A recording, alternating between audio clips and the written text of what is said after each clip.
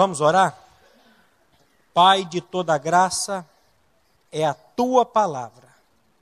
Nós estamos diante, Pai, da Tua santa e preciosa palavra. Por isso, Pai, traga-nos a revelação, para que o Teu Filho, Jesus Cristo, seja glorificado. E é você mesmo, Pai, quem repreende toda a obra do inimigo. Fala conosco, em nome do Seu Filho, Jesus Cristo. Amém. Quando nós falamos aqui da questão da armadura de Deus, nós não queremos trazer nada novo,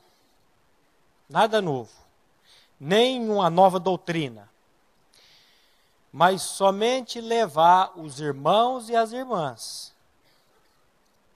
a atentarem para o que nós já temos na pessoa de Jesus Cristo. Simplesmente isso. E eu quero dizer que a armadura do cristão, essa parte que Paulo fala aqui, ela é muito prática. Como a palavra de Deus é prática. E como nós precisamos compreender essa prática da palavra. Mas eu quero dizer para vocês que é tudo patrocinado pela graça de Deus, nada pelo esforço.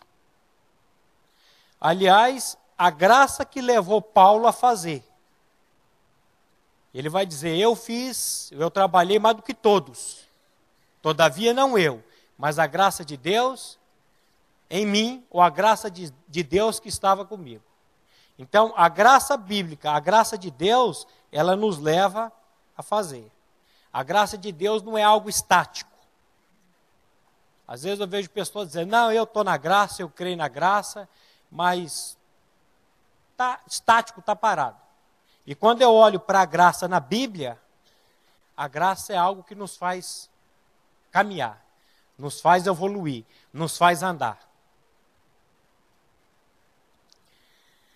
O pastor Glênio disse aqui, dia 24/6, no culto da noite, que quem não tiver noção de Deus, do conhecimento de Deus, vai virar pirão de Satanás. Ele diz que a serpente, ela come pó, ou que ela comeria pó, poeira. Ou seja, ele diz, Satanás se alimenta de gente. Satanás se alimenta de pessoas. Eu quero que você preste atenção. E ele diz que nós precisamos ser plugados. Aí ele usou a expressão do iPad e a expressão do celular, que ele liga na tomada aqui e está ligando lá em Itaipu. E é sobre isso que eu quero falar com vocês hoje, olhando para esse versículo 10 de Efésios 6. Quando Paulo diz, no demais, meus irmãos, fortalecei-vos no Senhor e na força do seu poder. Da vez passada, nós fizemos um passeio sobre essa epístola. Quando Paulo diz, finalmente, ou daqui por diante, ou doravante, meus irmãos. Aí nós demos uma volta, o que Paulo estava dizendo no capítulo 1, 2, 3, 4, 5 e 6 de Efésios. E essa palavra finalmente, ou daqui por diante, parece que Paulo está dizendo, vocês precisam atentar, vocês precisam olhar para tudo que já foi feito por vocês em Cristo. E vocês precisam saber que vida cristã não é oba-oba. E que vida cristã é luta contínua e constante. E que para que vocês lutem, vocês precisam se revestir de toda a armadura de Deus. Mas antes de falar sobre a armadura, eu quero dizer que Paulo, quando ele está falando da armadura do cristão, ele está se referindo aqui aos cristãos. E aí nós temos que fazer um parênteses para dizer o que é um cristão, ou o que é ser um cristão. Porque ele está falando aqui exclusivamente para o cristão. Aí eu levantei algumas perguntas aqui. Será que ser cristão é tão somente pertencer a uma comunidade? Será que ser cristão é pertencer a uma igreja, por exemplo, como essa? Será que ser cristão é isso? Será que é tão somente participar dos cultos, do cerimonial, ou até mesmo ter um ministério?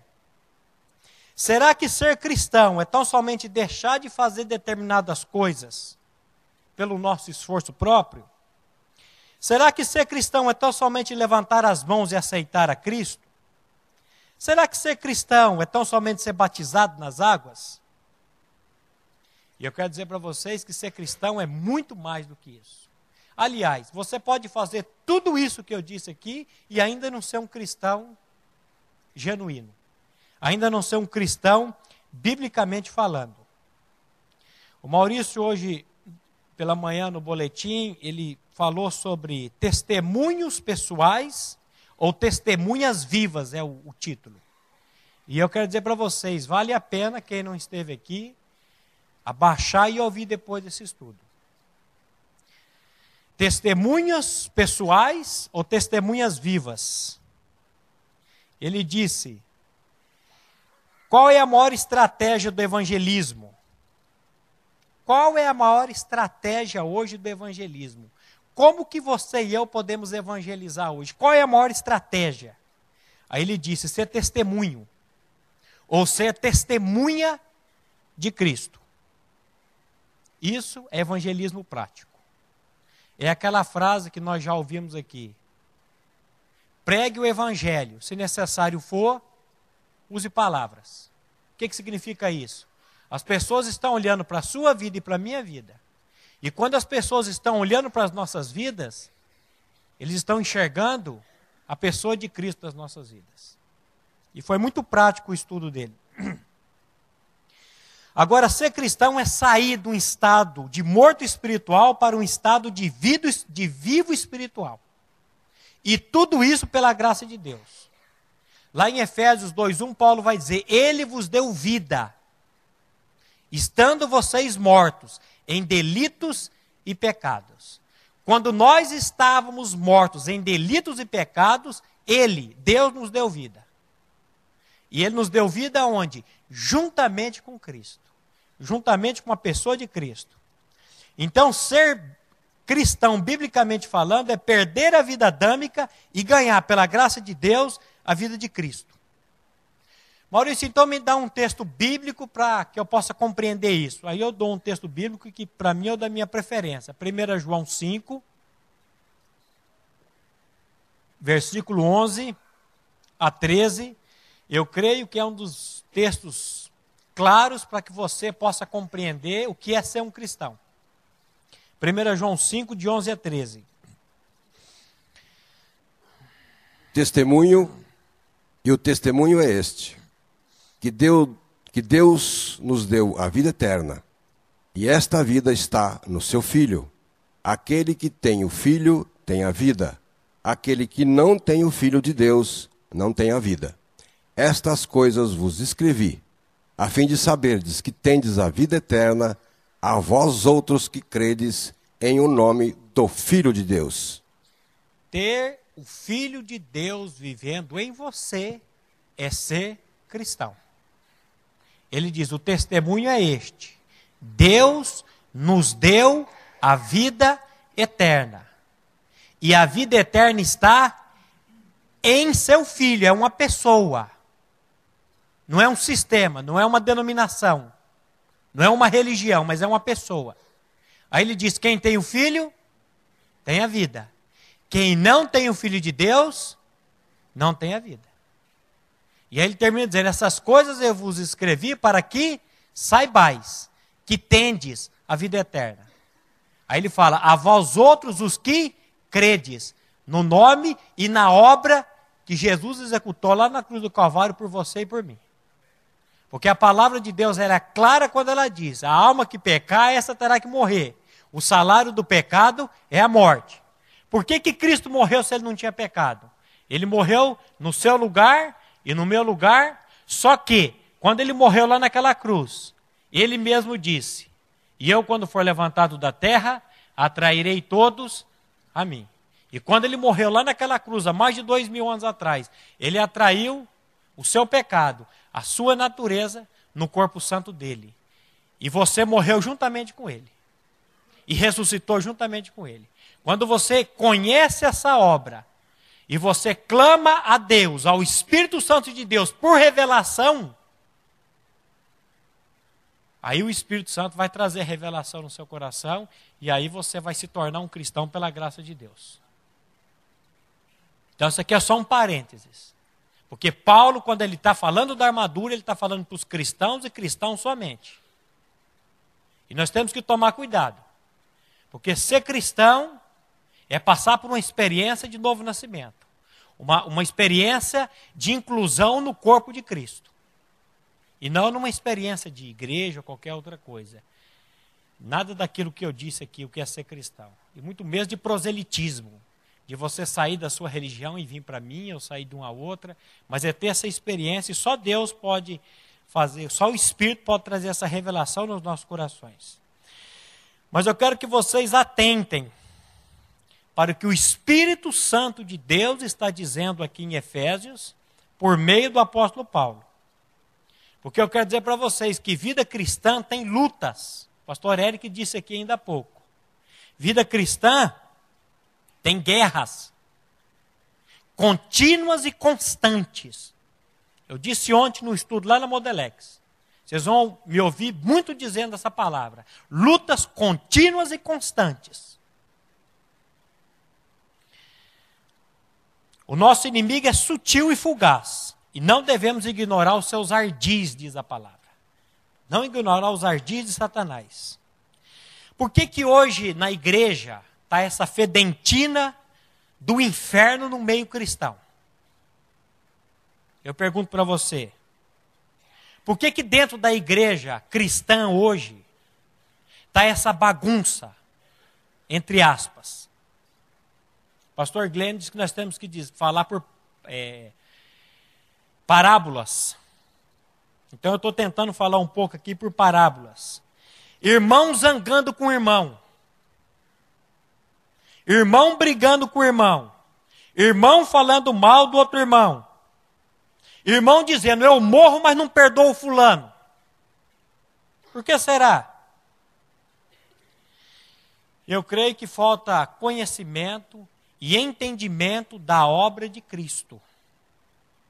Eu creio que falta isso, entendimento. Falta isso. Por que para alguns é tão difícil viver a vida cristã? Se você me perguntasse, Maurício, por que é tão difícil para mim viver a vida cristã? Em toda a sua essência, em toda a sua plenitude, em todas as suas nuances. Por que eu me zango tão facilmente? Por que a espada da língua tem ferido tantas pessoas?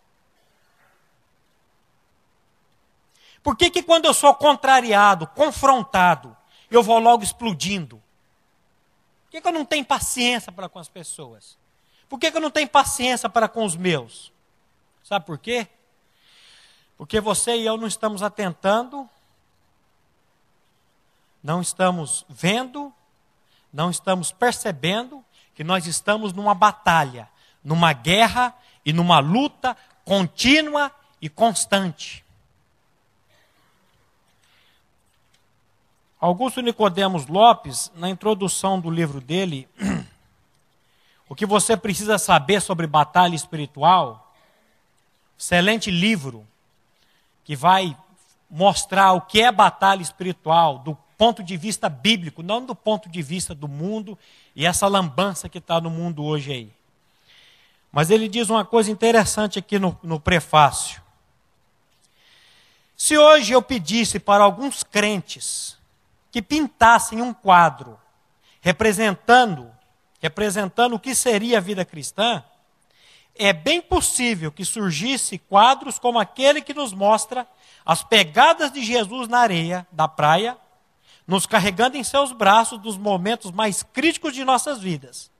Já vi um quadro que representava a vida cristã como um passarinho pousando num galho que balançava sobre as poderosas cataratas do Niágara. A fragilidade do pássaro contrastava com a impetuosidade da corrente, mas apesar dela, a vizinha parecia estar cantando tranquilamente. Já vi também quadros que mostravam barcos à vela sobre um mar calmo, projetando-se contra o horizonte azul. Sei que muitas pessoas pintariam a vida cristã dessa maneira.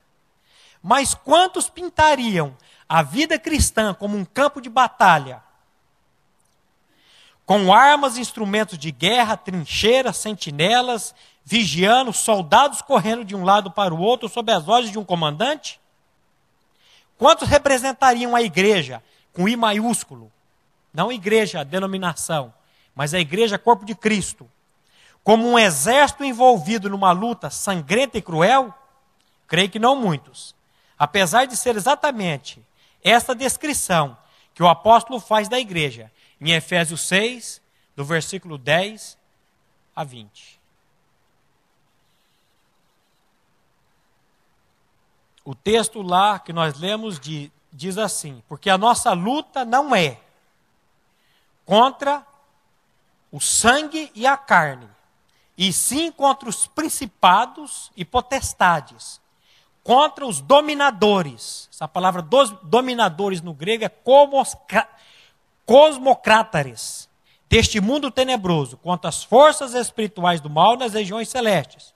Portanto, tomai toda a armadura de Deus, para que possais resistir no dia mau, e depois de terdes vencido tudo, permanecer inabaláveis. Não é depois de ter vencido tudo, você está ali arrebentado, não, você está firme, inabalável. Tanto que Paulo vai usar essa palavra firmes 4 vezes nesses versículos. Da questão da firmeza, firmeza da fé. E lá em 2 Coríntios 10, de 3 a 5, ele diz também algo muito importante e interessante.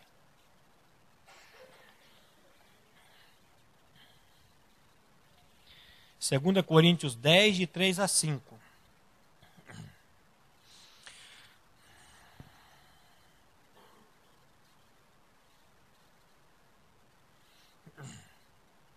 Porque, embora andando na carne, não militamos segundo a carne, porque as armas da nossa milícia não são carnais, e sim poderosas em Deus para destruir fortalezas, anulando os nossos sofismas e toda altivez que se levanta contra o conhecimento de Deus, e levando cativo todo pensamento à obediência de Cristo. Porque, embora andando na carne, não militamos, prestamos serviço à carne. Porque as armas da nossa milícia não são carnais, e sim poderosas em Deus, para destruir fortalezas, anulando nós sofismas e toda altivez que se levante contra o conhecimento de Deus, e levando cativo todo pensamento à obediência de Cristo. Nós vamos sugar algo desse texto ainda. Não vai ser hoje não, mas nós vamos sugar. A minha esposa diz: por que você pede para ler e você repete todo o versículo novamente? Porque eu creio que a palavra de Deus é poderosa. Se eu pudesse ficar só lendo a Bíblia aqui, sem ter que explicar nada para vocês, eu ficaria. O Espírito Santo de Deus está nos exortando a nos revestirmos de toda a armadura de Deus.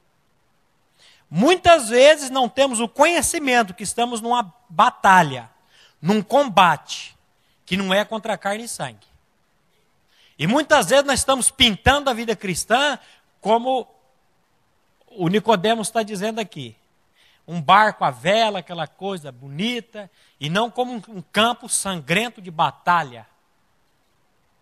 E quando você vai ver Paulo dizendo, no finalzinho da vida dele, combati o bom combate.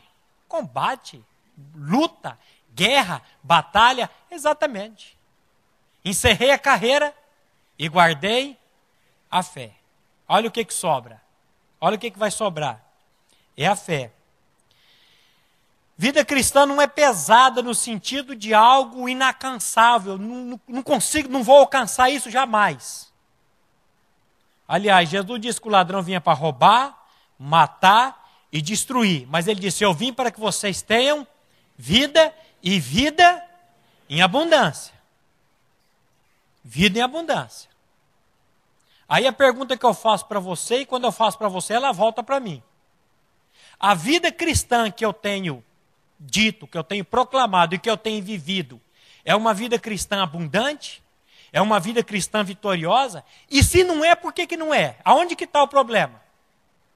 Será que é Deus que está dizendo na palavra dele que Ele é poderoso para nos guardar de tropeçar? E eu não tenho usufruído. Por que eu não tenho usufruído disso? Aí nós temos que estudar Efésios 6, de 10 a 20. Lembre-se que o nosso Senhor disse que o fardo dele era leve e o jugo dele era suave. Tem lutas? Tem, mas não tem peso. Não tem peso. Qual é o tipo do seu cristianismo? Pesado ou leve? Alguns podem dizer pesado. Então nós temos que olhar para Efésios 6, de 10 a 20, e ver e perceber o que o Espírito Santo está querendo tratar com você e comigo ali.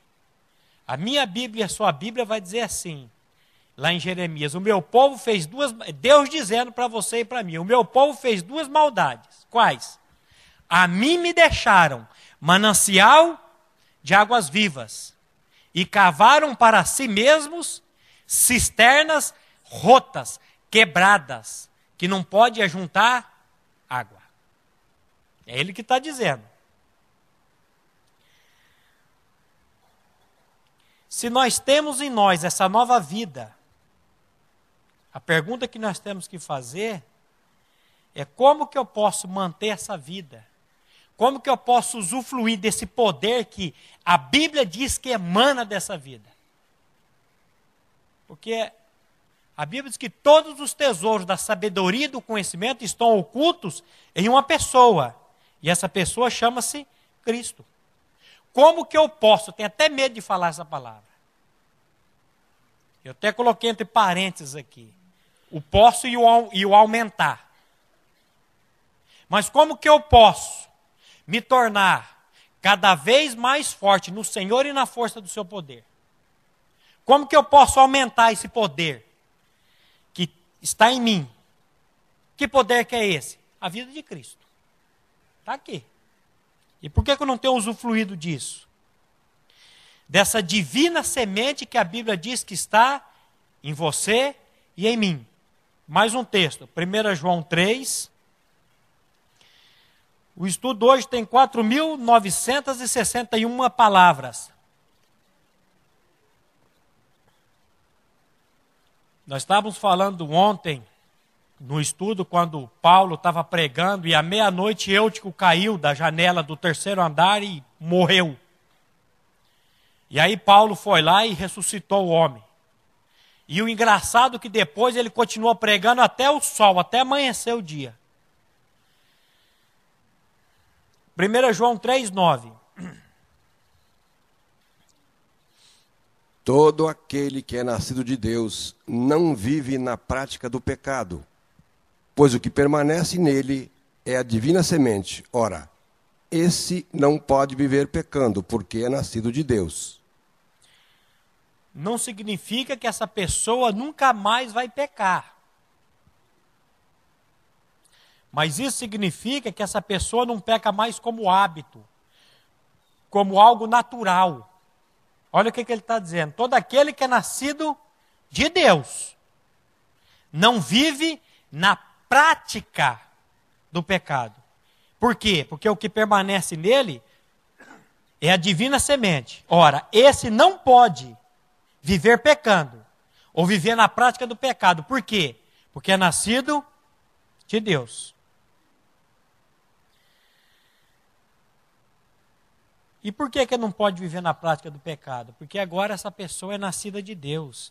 Agora existe uma semente divina na vida dessa pessoa habitando nela. O argumento de João aqui é que ser nascido de Deus significa que uma semente ou um princípio de vida eterno foi colocado em você e foi colocado em mim. E por causa que esse princípio, por causa que essa semente está em mim, eu não posso mais continuar na prática do pecado. O cristão não é simplesmente alguém que decidiu seguir a Deus ou seguir a Cristo por causa disso ou daquilo, mas porque foi posto nele uma semente divina ou um novo princípio. E esse princípio de vida aqui, que ele colocou em nós, ele tem poder, ele tem força para mudar e transformar a vida do mais infeliz, do mais vil pecador, numa pessoa santa. Essa palavra santo é separado, tirado de, para. Só Deus pode fazer isso. Por isso que Paulo vai dizer em 2 Coríntios assim: se alguém está em Cristo, é uma nova criatura, uma nova criação. Não é mais uma velha criação, é uma nova criação. As coisas velhas já passaram e eis que tudo se fez. Ou eu gosto de uma versão alternativa que diz: se fará novo. E a Bíblia diz que aquele que começou boa obra em vós, ele há de aperfeiçoá-la e completá-la até o dia de Cristo Jesus. Nós não temos um Deus que começa uma obra nas nossas vidas e abandona, mas ele vai continuando. Então há agora nesse homem, nessa pessoa, uma semente da vida eterna, um princípio divino, e essa pessoa agora é nascida de Deus, gerada por Deus. Aí você diz aleluia. Por quê? Porque é Deus fazendo, é a graça dele operando. Há nesse homem agora algo que é maior do que ele todo, de que a sua totalidade, que é a própria vida de Deus, para governar a vida dessa pessoa. Por isso que essa pessoa não pode mais viver como vivia antigamente. De maneira nenhuma. Mas a Bíblia diz que esse homem, essa pessoa, é apenas uma criança em Cristo. Um bebê em Cristo. Isso é uma metáfora. Qual que é a necessidade agora aqui? De desenvolvimento, de crescimento. O escritor aos Hebreus, lá no capítulo 5, versículos 11 a 14, ele vai tratar dessa questão de maneira impressionante. Hebreus 5, de 11 a 14.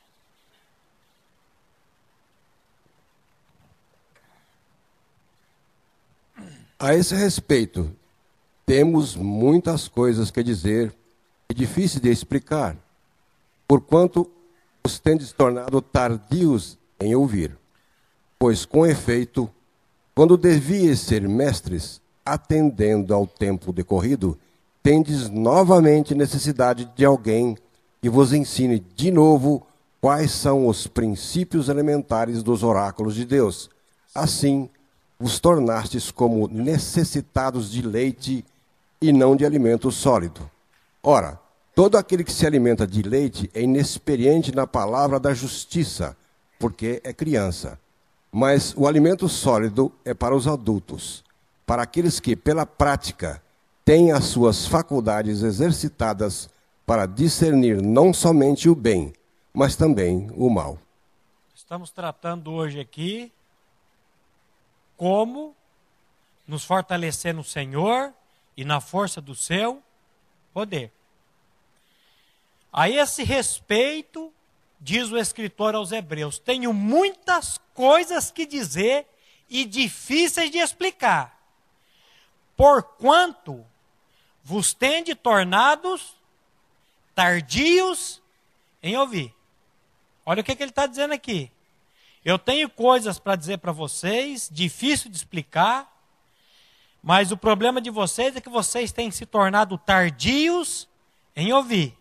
Pois com efeito, quando devíeis ser mestres, atendendo ao tempo decorrido, aqui segundo os estudiosos, é uma pessoa que já teve uma experiência de novo nascimento entre 2 a 5 anos, 2, 3 anos.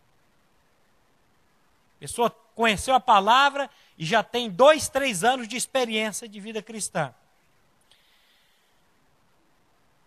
novamente tendes necessidade de que alguém vos ensine de novo quais são os princípios elementares dos oráculos de Deus. Assim, vos tornastes como necessitados de leite e não de alimento sólido. Leite aqui é uma metáfora para as coisas espirituais, as doutrinas, as coisas espirituais simples. Ele está dizendo, olha, devido ao tempo decorrido, vocês já têm 3 anos de vida cristã, vocês tinham que ser mestre. Vocês tinham que estar dando aula. Mas vocês têm que estar voltando para os princípios elementares. Vocês tinham que estar comendo alimento sólido, mas vocês têm que estar tomando leite. Nós vamos falar aqui como que eu vou me fortalecer no Senhor e na força do seu poder. Então, aguenta aí. Ora, todo aquele que se alimenta de leite é inexperiente na palavra da justiça, porque é criança. Mas o alimento sólido é para os adultos, para aqueles que, diga aí, não é fé não, pela prática. Pela prática. Não vai praticar para você ver, não. Faça a inscrição segunda-feira lá na Modelex e começa a levantar peso lá. Vai praticando. Daqui a pouco as pessoas vão falar, o que está acontecendo com você? Você está ficando, parece que mais forte, mais... É a prática. O nosso músculo é preguiçoso.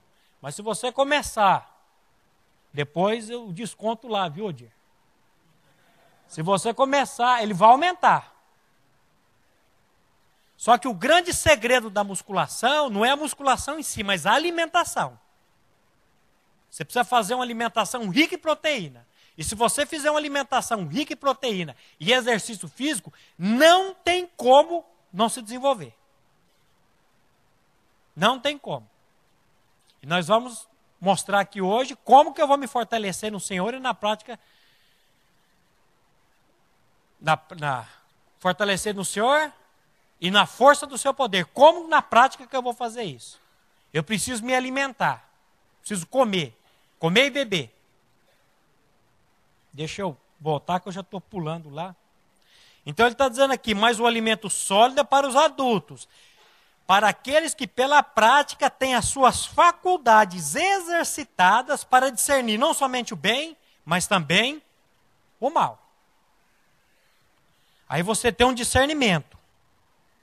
Nós podemos entender essa metáfora aqui, quando nós ouvimos o que o nosso Senhor disse lá em João 3,3. Aquele que não nascer de novo, não pode ver o reino de Deus.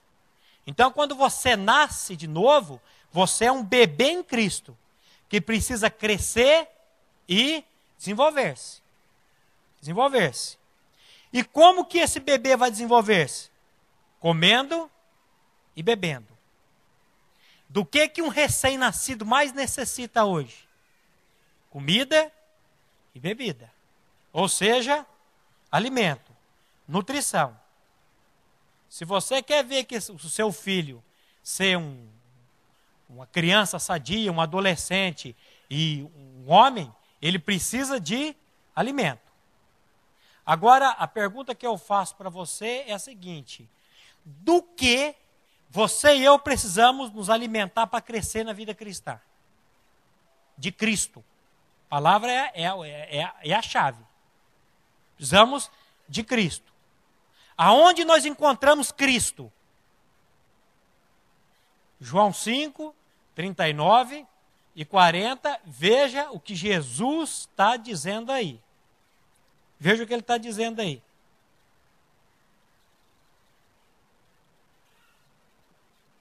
Examinai as Escrituras, porque julgais ter nelas a vida eterna, e são elas mesmas que testificam de mim.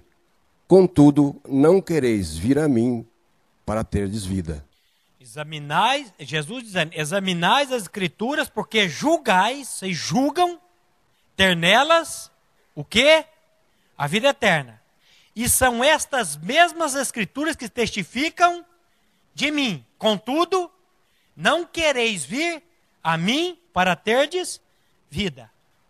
Outra ocasião, Jesus assim, santifica-os na verdade.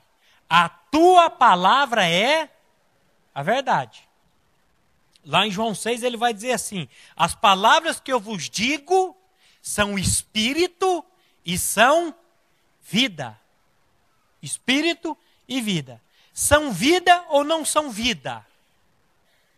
O que aconteceu com Maria quando ela disse assim, aqui está a serva do Senhor, que se cumpre em mim segundo a tua palavra. Serva aqui é doule, que é feminino de doulos, que significa escravo. Maria, o anjo vem dar uma palavra que não era do anjo, mas ele era um enviado, ele vem trazer a palavra que era de Deus, que ela ia ser a mãe, e ela vira e fala, aqui está a serva. 2 episódios que eu fico babando em Maria e na fé de Maria. Nesse episódio, e no episódio, quando acaba o vinho, e ela chega para Jesus e fala, não tem mais vinho. Fala, mulher, o que eu tenho a ver contigo? O que tem a ver com isso? Não é chegada a minha hora, eu não vim aqui para encher bucho. Aí ela, muito sábia, vira e fala assim, fazei tudo o que ele vos disser. E saiu de cena. Jogou a responsabilidade naquele que é o único que pode fazer, que é Cristo. Mas aqui ela diz, olha, aqui está a serva do Senhor. Eu sempre falo, ela não ficou com si, com os mais, com os porquê. Ela simplesmente falou, olha, aqui está a escrava, a serva do Senhor. Cumpra-se em mim segundo a tua palavra. E o anjo ausentou-se e foi a primeira mulher a ficar grávida pelos ouvidos. Por quê? Porque ela recebeu a palavra que é viva e eficaz. A palavra que é, as palavras que vos tenho dito são espírito e são vida. No original a palavra semente é espermatozoide. Então quando você e eu paramos para ouvir a palavra que é a semente divina, ela tem o poder de fazer uma obra nas nossas vidas e nos transformar. Por isso que, vamos ler esse texto, Tiago 1:21. Veja o que Tiago está dizendo aí.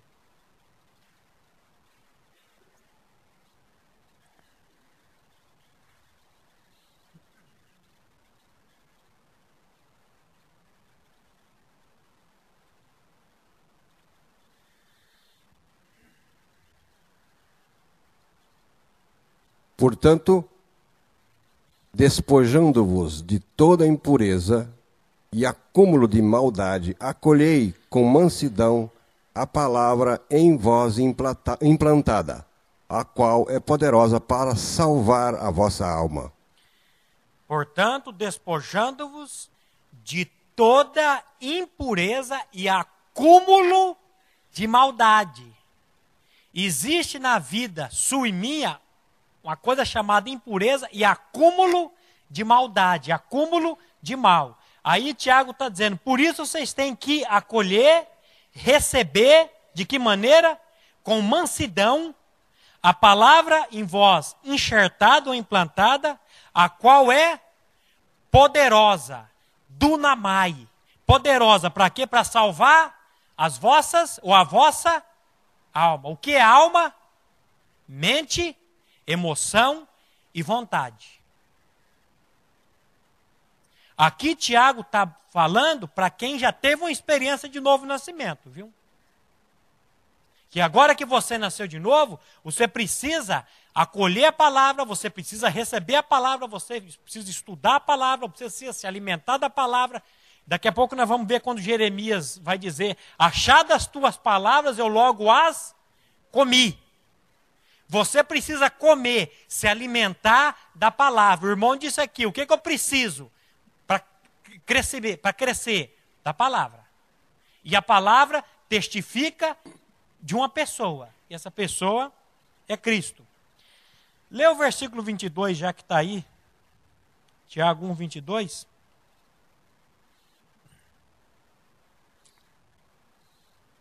Tornai-vos, pois, praticantes da palavra, e não somente ouvintes, enganando-vos a vós mesmos. Tornai-vos, pois, praticantes da palavra, e não somente ouvintes, enganando-vos a vós mesmos. Por quê? Olha o versículo 23. Porque se alguém é ouvinte da palavra e não praticante, assemelha-se ao homem que contempla num espelho o seu rosto natural. Pois a si mesmo se contempla e se retira, e para logo se esquece de como era a sua aparência. Eu estava em casa, agora eu penteei o cabelo, eu arrumei, vim no carro, falei para minha esposa, estou bonito, tá bom. E não sei mais como é que eu estou. Mas lê o seguinte. Mas aquele que considera atentamente na lei perfeita, lei da liberdade, e nela persevera. Não sendo ouvinte negligente, mas operoso praticante, esse será bem-aventurado no que realizar. Como a palavra de Deus é prática. Como ela é prática. Como ela é prática. Eu creio que o nosso principal problema hoje chama-se acomodação, relaxo e preguiça mesmo. Porque o povo que se intitula cristão, o povo relaxado, o povo que, sabe, fica horas e horas na frente de uma televisão, mas não consegue ficar 20 minutos se alimentando da palavra.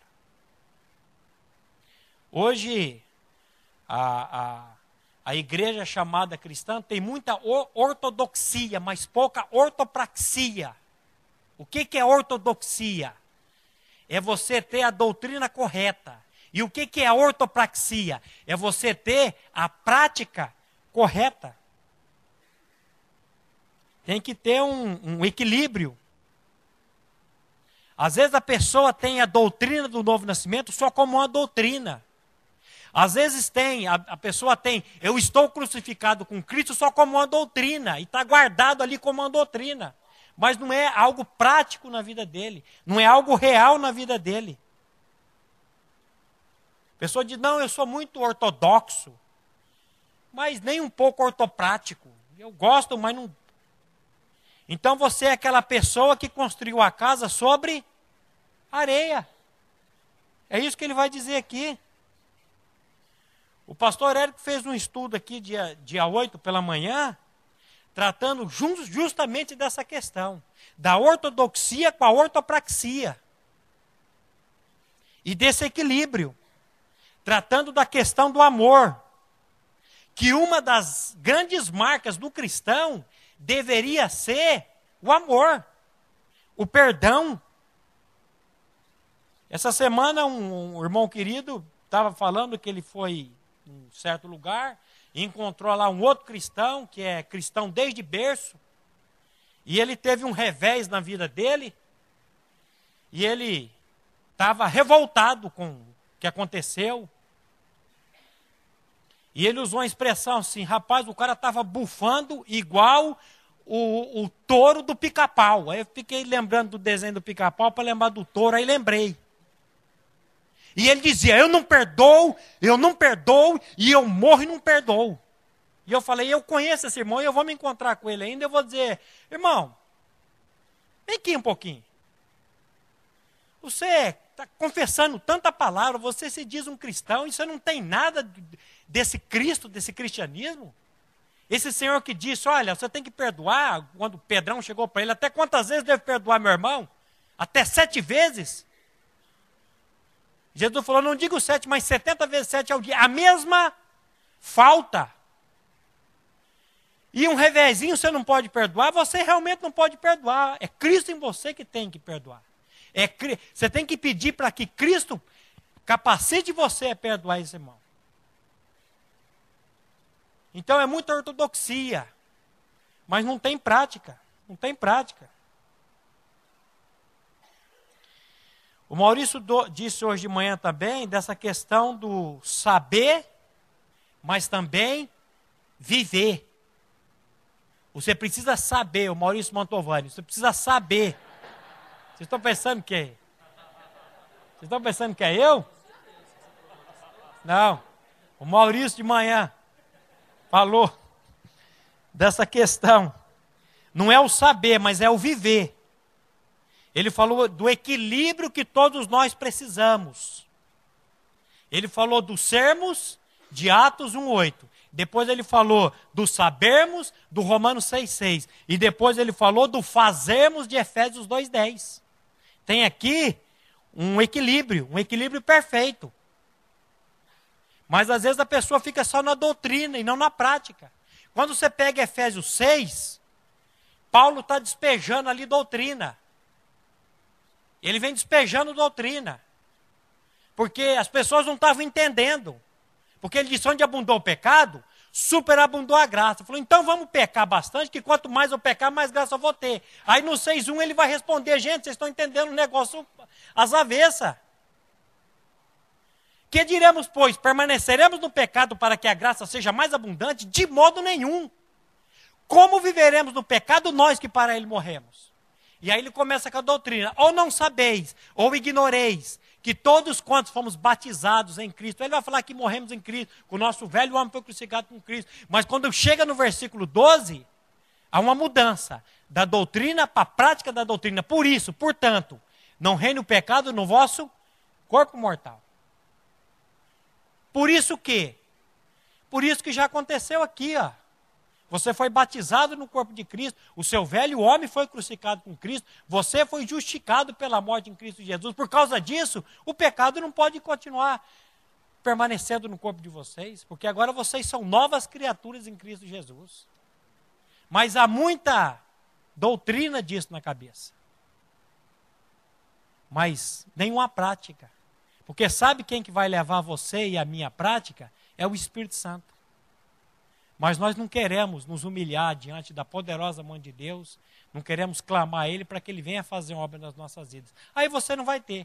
Aí você vai ficar tentando na força do seu braço e vai viver esse cristianismo mequetrefe, esse cristianismo de não sei o quê, que muitos estão vivendo aí. E o Senhor está dizendo aqui que Ele tem um cristianismo muito maior para nós. Maurício disse de manhã também do perigo, no caso dele, de ser um estudioso da palavra do grego e do hebraico. Ele falou, às vezes, porque nós estudamos a palavra, o significado da palavra no grego e no hebraico, nós muitas vezes caímos na esparrela de achar que podemos conhecer mais do que o outro e saber mais do que o outro. E aí que está o perigo. Porque Jesus ele diz assim, olha Pai, graças te dou. Por quê? Porque ocultaste essas coisas a quem? Aos sábios e entendidos, mas revelaste aos simples, aos pequeninos. Esse que quer fazer, estudar, não sou contra o estudar, não sou contra o fazer. A pessoa vai lá, faz curso, estuda e faz. Agora eu estou apto, agora eu sei. Olha, sem a direção do Espírito e sem a operação do Espírito, vão ser palavras e apenas palavras. E nada mais do que isso. Nada mais do que isso. É aquilo que o Otmani disse. Quando ele estudou e se formou, e ele foi lá numa vila, e ele começou a ver as lavadeiras, e ele disse assim, eu conhecia o Deus da a palavra. Eu conhecia a palavra, eu conhecia o Logos, eu conhecia a Escritura, eu conhecia a palavra. Mas aquelas mulheres simples conheciam o Deus da palavra. Elas tinham intimidade com esse Deus da palavra. Então nós temos que tomar muito, mas muito cuidado com isso. E muitas vezes nós não temos noção que estamos num combate, numa batalha, volto a dizer, contínua e constante. O inimigo é incansável. O inimigo não dá tréguas. O inimigo foi atrás de Jesus, ele foi e assaltou Jesus, e ele foi para cima de Jesus, e Jesus luta com ele, dizendo, está escrito, está escrito, está escrito, e depois Lucas vai dizer, e o inimigo deixou até o momento oportuno, ele ia voltar. Se ele fez isso com Jesus, quanto mais a você e a mim, quanto mais a nós. Como nós podemos nos alimentar na prática? No Senhor e na força do seu poder. Jeremias 15, Jeremias 15, versículo 16. Olha o que Jeremias está dizendo aí.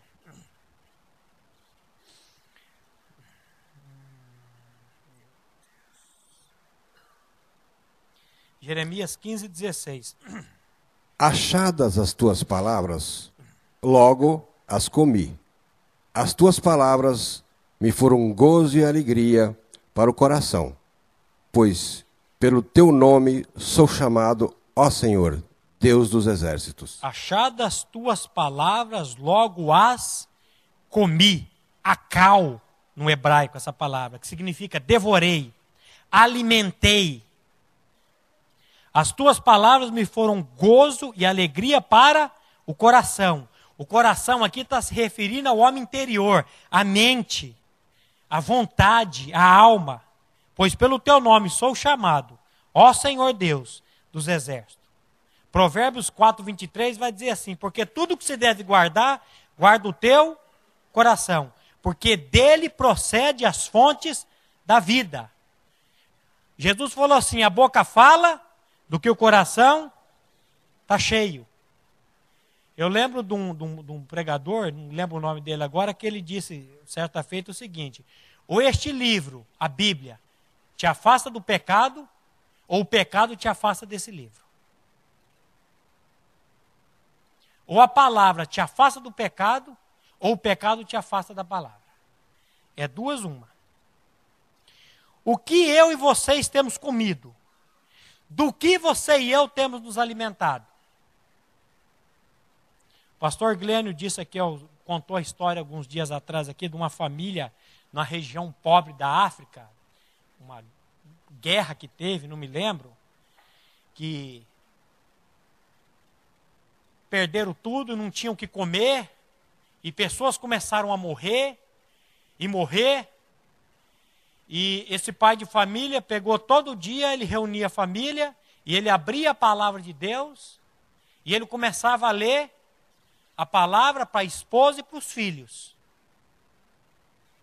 até ficarem saciados. Tempos depois chegou a Cruz Vermelha, o pessoal que vem socorrer, e ficou admirado de ver aquela família viva, porque todos tinham morrido. A única coisa que eles tinham era água para beber. E falaram, escuta, como é que vocês conseguiram estocar alimento? Não estocamos alimento. E como que vocês estão vivos? Nós nos alimentamos da palavra.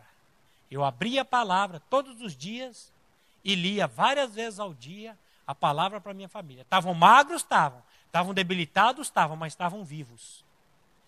Eu acho que é por isso que Jesus diz assim para Satanás, está escrito, não só de pão viverá o homem, mas de toda a palavra que procede, que sai da boca de Deus. Eu costumo dizer, se nós soubéssemos o poder que a palavra de Deus tem, nós gastaríamos muito mais tempo com a palavra e menos tempo com televisão, com internet, com todas essas coisas que estão no mundo aí. Porque o inimigo, uma das táticas do inimigo hoje é fazer com que você e eu não saibamos remir o tempo. Por isso que Paulo vai dizer lá para os Efésios, vede prudentemente como andais, não como bobos, não como idiotas, não como nécios, mas como sábios, remindo o tempo, porque os dias são maus. Você está pensando que os dias são bons, você está completamente enganado, os dias são maus. E o inimigo, ele está buscando, Pedro vai dizer, tragando, buscando a quem possa tragar. Ele vai dizer, resistir e firme na fé. E a fé vem de que maneira? Pelo ouvir e ouvir a palavra. Aí quanto que você ouve da palavra, quanto que ouve da palavra? Aí explica por que a vida cristã está esse troço tão esquisito. Por que o negócio não funciona? Por que o negócio não anda? Como que um bebê pode crescer? Como que uma criança pode desenvolver-se? Alimentando-se naturalmente. A necessidade óbvia da criança é comida e bebida, certo? Alimento e água. Você vai descobrir que o alimento e a água começam a produzir mudanças.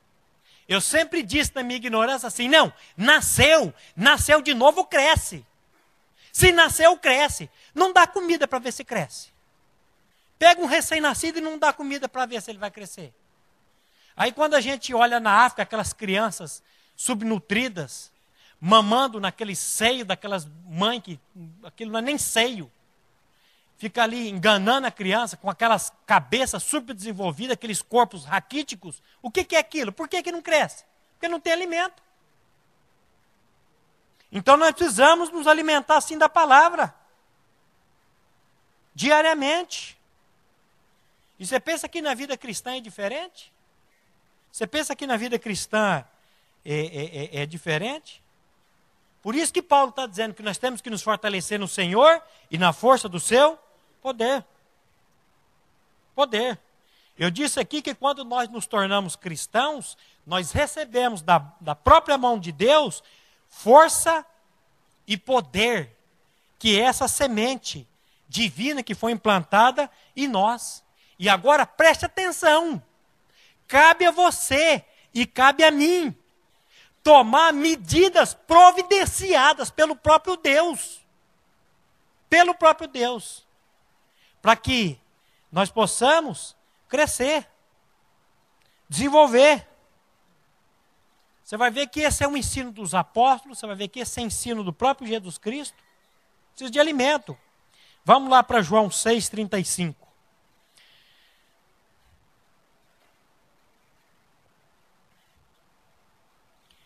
Então eu preciso de comida e bebida, certo? Aonde que eu encontro comida e bebida? Onde que eu encontro alimento? João 6,35. Veja o que Jesus está dizendo aí.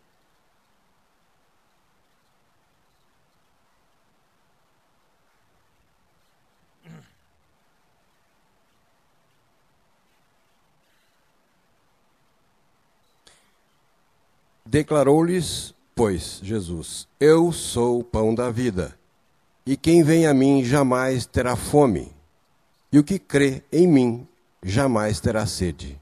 Olha só. Declarou-lhes, pois, Jesus: Eu sou o pão da vida. O que vem a mim, jamais terá fome. E o que crê em mim jamais terá sede. Comida e bebida é aquilo que vai me satisfazer. Indo a Cristo e perseverando em a Cristo, você e eu vamos encontrar os dois. Ambos. Lê o versículo 37. Todo aquele que o Pai me dá, esse virá a mim. E o que vem a mim, de modo nenhum o lançarei fora. Todo o que o Pai me dá, esse virá a mim. E o que vem a mim, de modo algum o lançarei fora. Somente Ele pode nos saciar. Noutra ocasião ele diz assim: vinde a mim, todos vós que estáis cansados, sobrecarregados, oprimidos, que eu vos aliviarei. Aprendei de mim. É Ele, é a pessoa dele. Diariamente. Versículos 53 a 57, Dodô.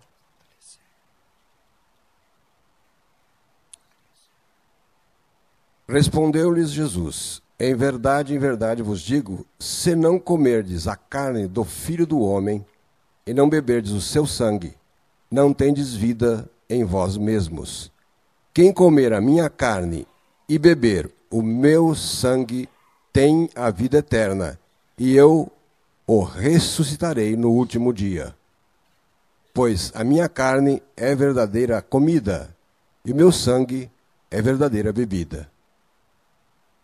Quem comer a minha carne e beber o meu sangue, permanece em mim e eu nele. Assim como o Pai, que vive, me enviou, e igualmente eu vivo pelo Pai, também quem de mim se alimenta, por mim viverá. Vou ter que ler de novo. Em verdade vos digo, se não comerdes a carne do Filho do Homem e não beberdes o seu sangue, não terdes vida em vós mesmos.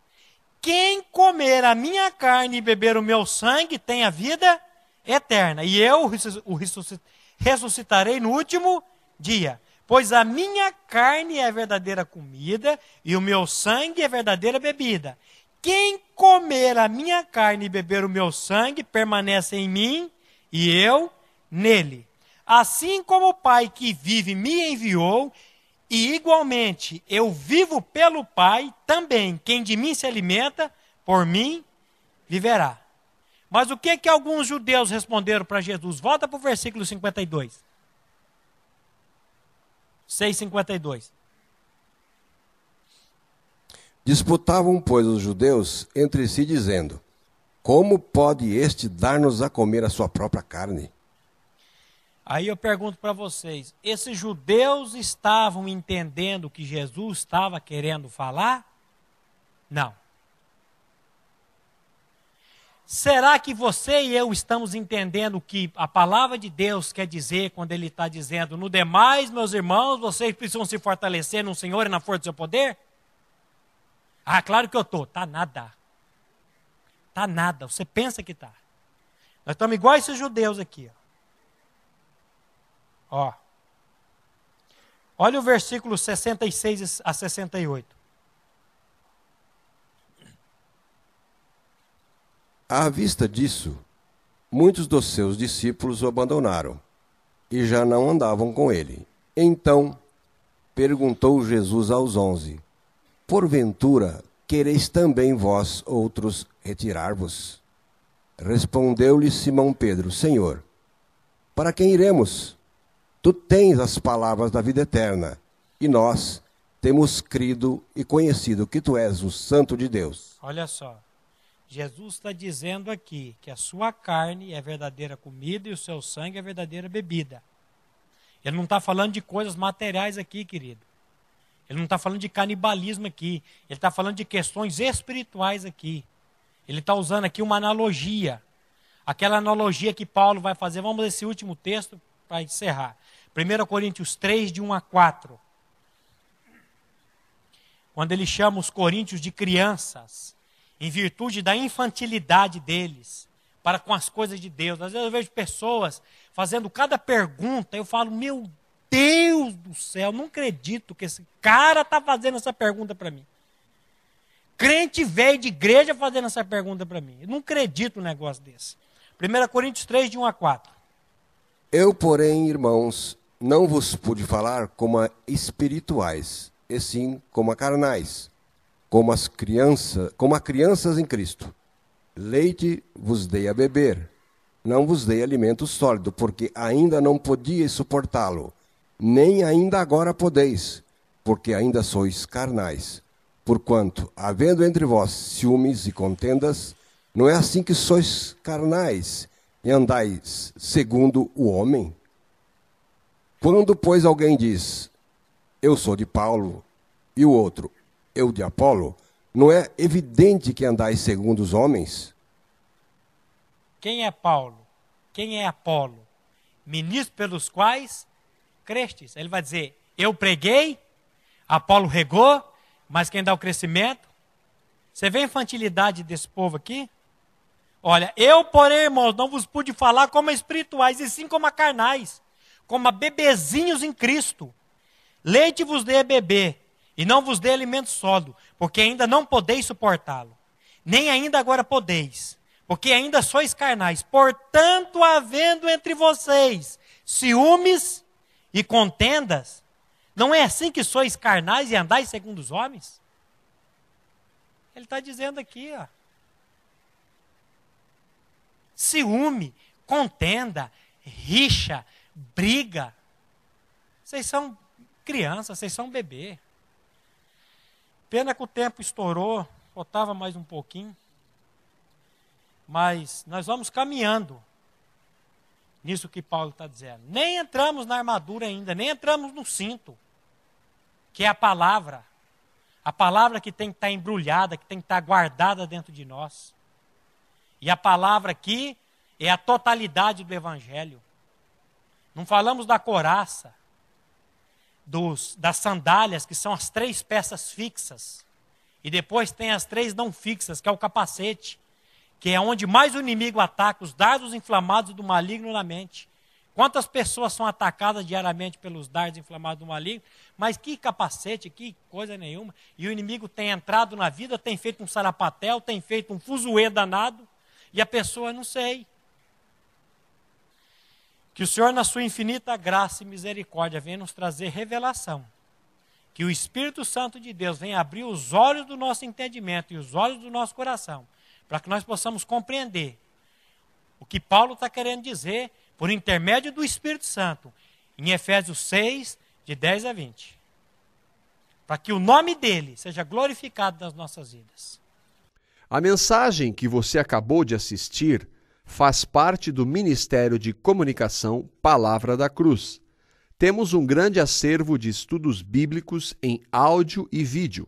Distribuímos também, gratuitamente, o jornal mensal Palavra da Cruz.